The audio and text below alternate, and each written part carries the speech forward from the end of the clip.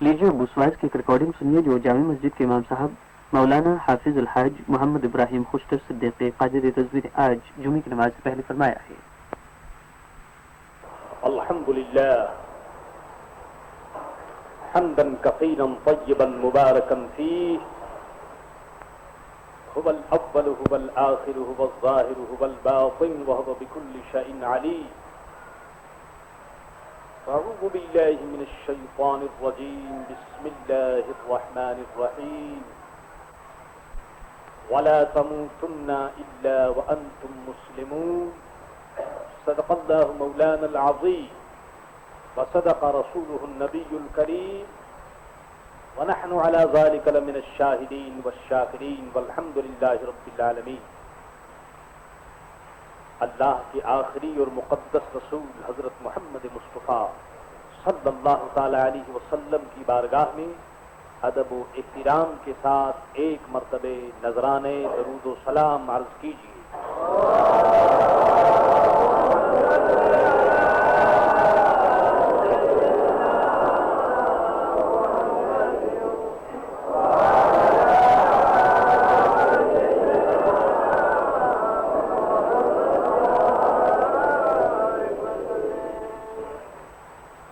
مسلمان کا دوسرے مسلمان پر یہ حق ہے کہ جب اس کا انتقال ہو جائے تو وہ اپنے مرنے والے بھائی مسلمان کے جنازے میں شرکت کرے اور اس کی نماز جنازہ پڑھے۔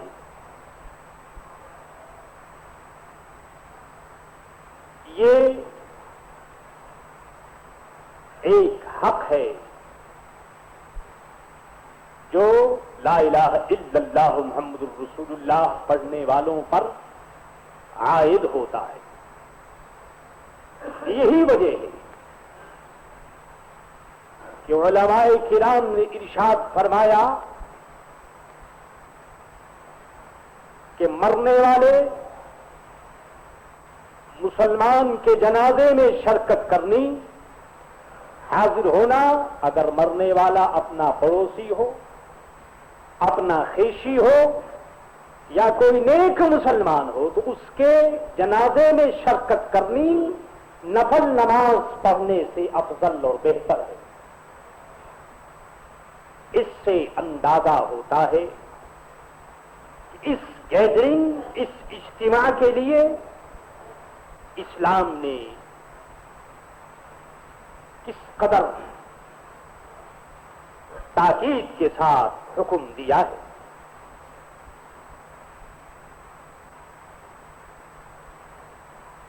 نماز جنازہ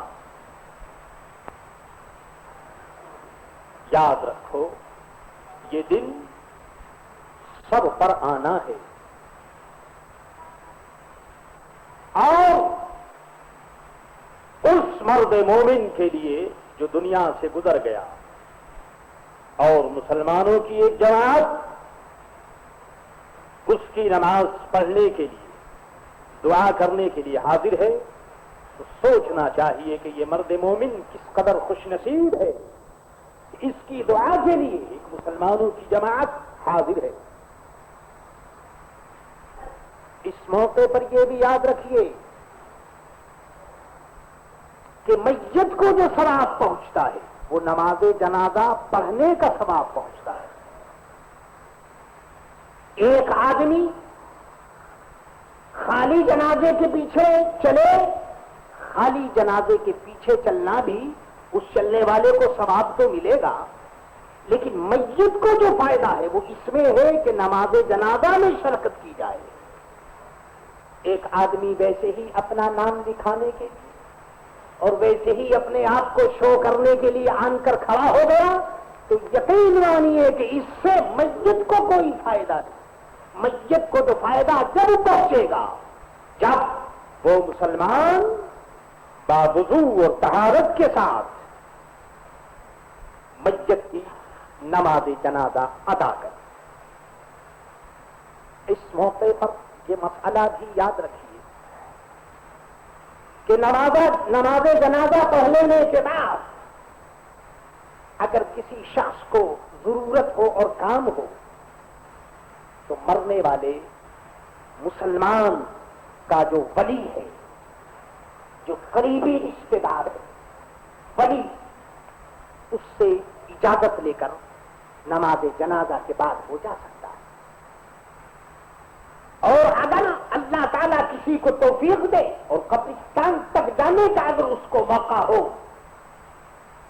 تو کفن اور دفن کے بعد اب مسجد کے ولی سے اجازت کی ضرورت نہیں۔ نماز جنازہ کے بعد تو اجازت کی ضرورت ہے کہ اجازت لے کر جائے، لیکن جب وہ قبرستان گیا اور کفن اور دفن میں شریک ہو گیا تو اب اس سے جانے کے لیے اجازت لینے کی ضرورت نہیں۔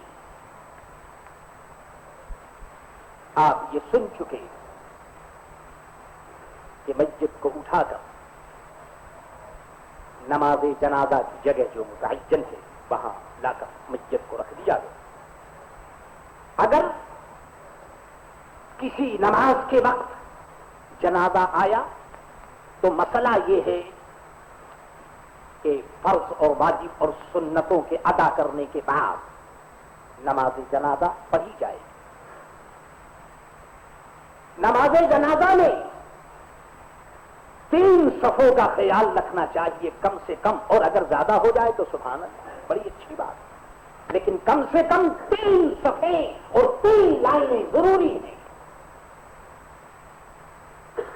علماء فرماتے ہیں کہ اگر نماز جنازہ میں کم سے کم اگر 7 آدمی ہو تو پھر بھی 3 لائن بنائی جائے گی، اس طرح کہ پہلی لائن میں 3 آدمی، دوسرے میں 3 اور تیسرے میں 1، بہرحال 3 صف بنائی جائے گی۔ زیادہ ہو جائے تو کوئی مضائقہ نہیں۔ نماز جنازہ یہ ایک مرد مومن کے لیے زندہ لوگوں کی طرف سے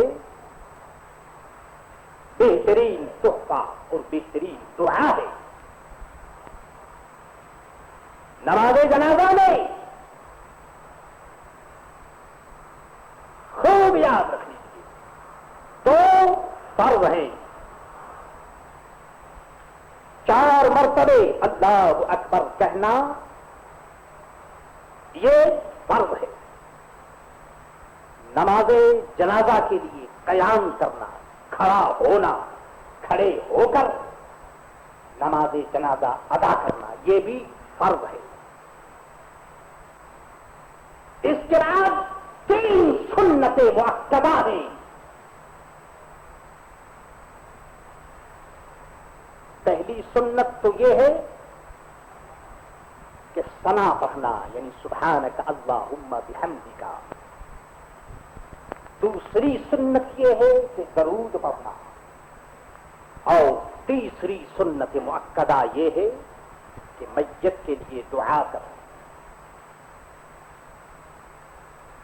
آئیے اب اس چیپٹر پر آ جائیے کہ نماز جنازہ کیسے ادا کی جائے۔ نہایت ضروری ہے، ایک مسلمان کی نماز جنازہ پڑھنی ہے، اس کے لیے اسپیشل تیاری کی ضرورت ہے۔ اگر نماز جنازہ پڑھنی آتی ہو تو سبحان اللہ، اور اگر نہ آتی ہو تو پھر اس بات کی ضرورت ہے کہ ہم کتابوں کو دیکھیں، کتابوں کا مطالعہ کریں۔ تو سن لیجیے نماز جنازہ کا طریقہ کیا ہے۔ نماز جنازہ کے لیے جیسا کہ میں نے عرض کیا کہ صف بنائی جائے گی، کم سے کم 3 ہو، اور اس کے بعد جتنی بھی ہو جائے ٹھیک ہے، جتنا بھی زیادہ اجتماع ہو، گیدرنگ ہو، بڑی اچھی بات ہے۔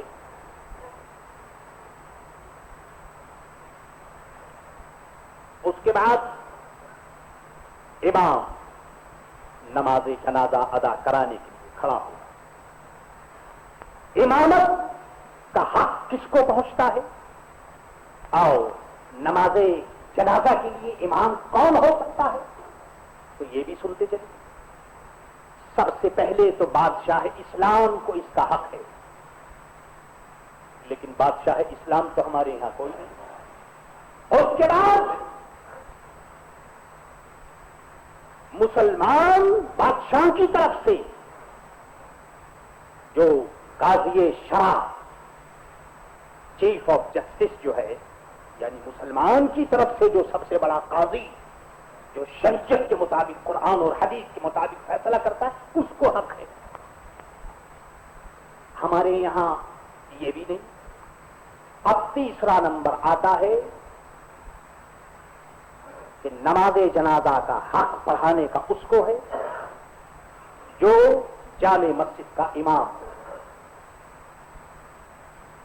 जामे मस्जिद के इमाम को ये हक हासिल है कि वो नमाज जनाजा पढ़ाए।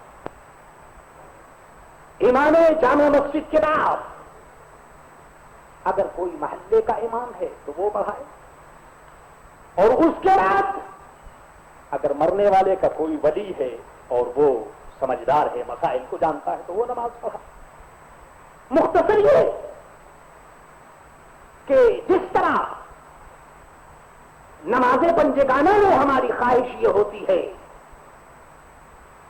कि नमाज पढ़ाने वाला अच्छा हो, मसाइल शरइया से वाकिफ हो, तो बस नमाज़े जनाजा में भी इस बात का ख्याल रखा जाएगा कि आगे नमाज़े जनाजा जो पढ़ाने वाला है वो है कौन, कैसा आदमी है, उसकी मजहबी हैसियत क्या है, उसका अकीदा क्या है, आया वो मसाइल शरइया से वाकिफ है या नहीं। क्यों कि आखिरी किस्त है जो मरने वाले को दिया जा रहा है। कहीं ऐसा ना हो कि कोई गलत आदमी खड़ा हो जाए ताकि उस बेचारे को भी सवाब न मिले और पढ़ने वाला जो पीछे नमाज पढ़ रहा है उसकी भी नमाज अदा न हो। तो इस बात का सख्ती के साथ ख्याल रखा जाए कि नमाज जनाजा कौन पढ़ा रहा। याद रखें, नमाज कोई मामूली चीज नहीं। ये वो मसल्ला है कि जिस मसल्ले पर हजरत मोहम्मद मुस्तफा सल्लल्लाहु ताला अलैहि वसल्लम जलवा फरमा होते थे, और सरकारे दो आलम के सदक़े खुलफाए राशिदीन और खलीफतुल मुस्लिमीन और अमीरुल मोमिनीन और इस्लाम के जो खुलफा और बादशाह होते थे उनका ये मसल्ला है।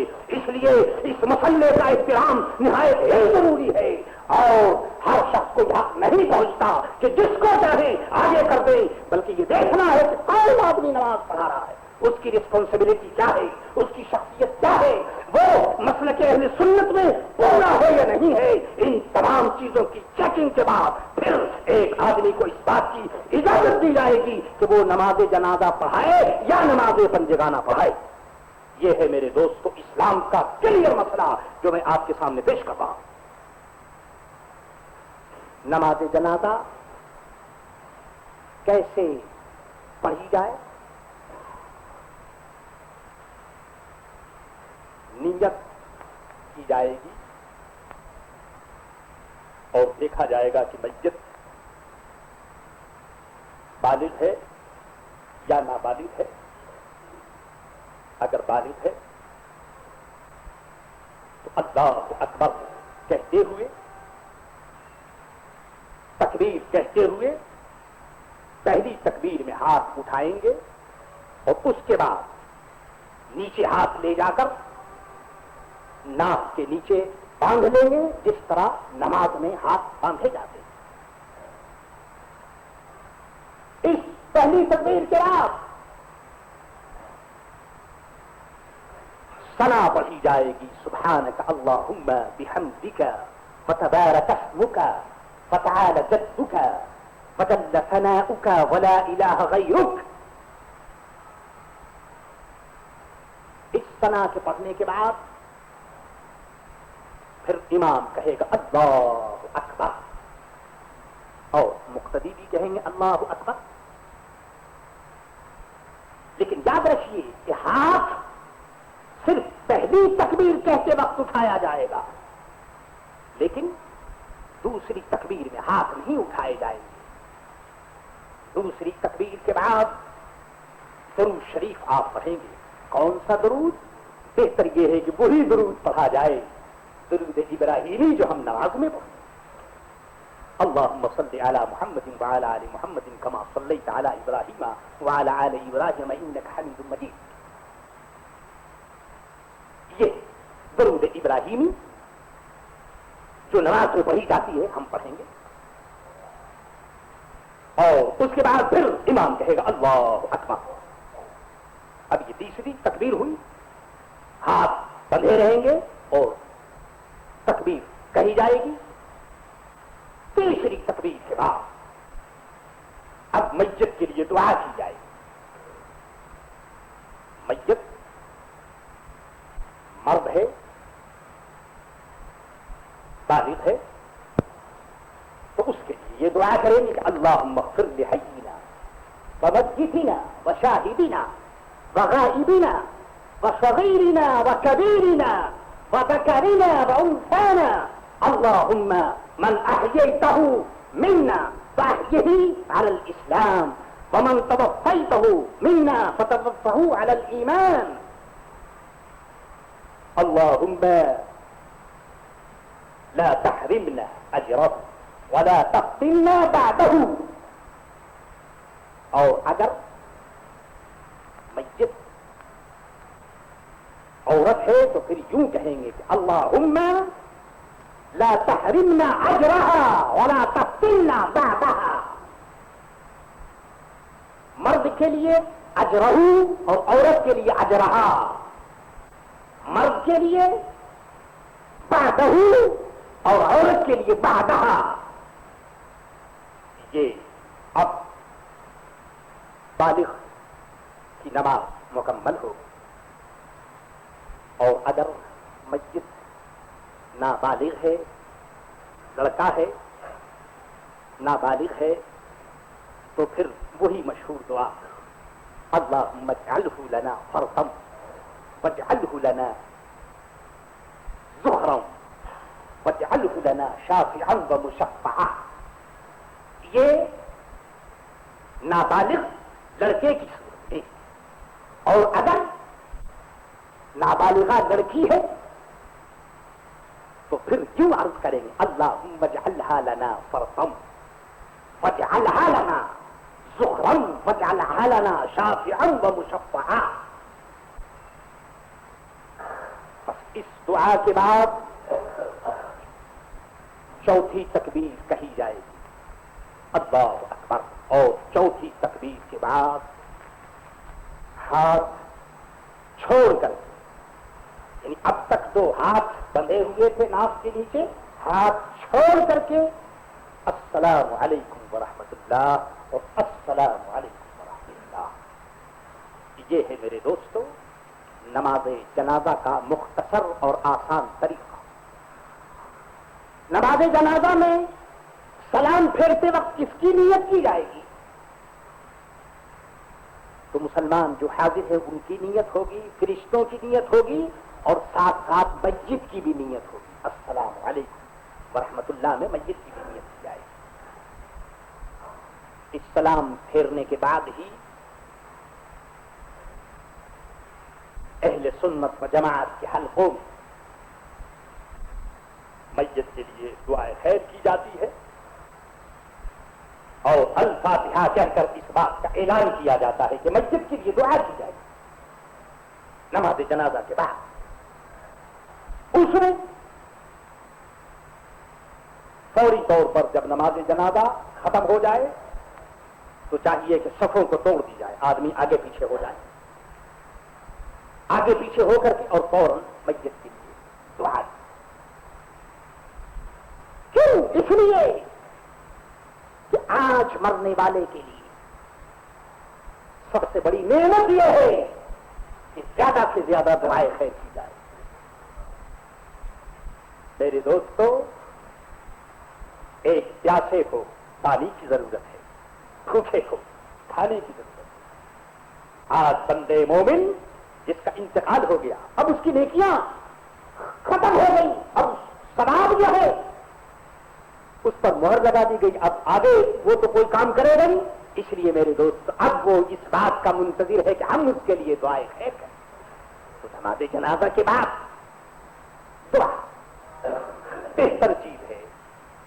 پسندیدہ ہے مسلمان اس مرنے والے کے لیے دعا کرے، اور 1-2 منٹ کی دعا میں میرے دوستوں کتنے فائدے اس کو پہنچیں گے یہ تو مرنے والا جانے گا، اور انشاءاللہ ایک دن آئے گا کہ ہمیں بھی معلوم ہو جائے گا۔